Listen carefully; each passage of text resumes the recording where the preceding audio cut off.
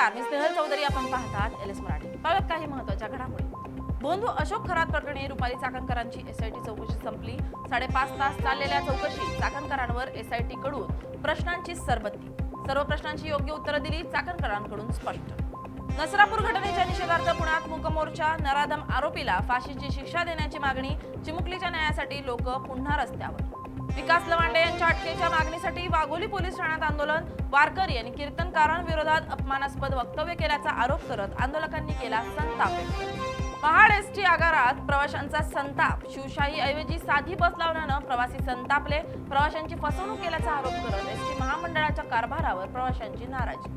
बावनथडी प्रकल्पग्रस्त संतापले. जलसमाधी आंदोलनानंतर 8 जणांवर कारवाई. हक्काची जमीन मागितली, बदल्यात मिळाले गुन्हे. नागरिक आक्रमक. श्रीरामपूर तालुक्यात भोंदू मांत्रिकाचा संतापजनक कारनामा.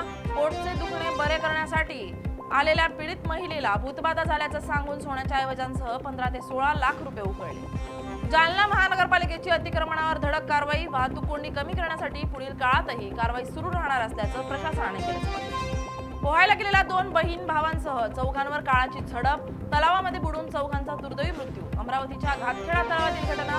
परिसरातील ग्रामस्थांच्या मदतीनं मृतदेह बाहेर काढले. पुणे कोल्हापूर राष्ट्रीय महामार्गावर धावत्या 4 चाकी वाहनाला अचानक लागली आग.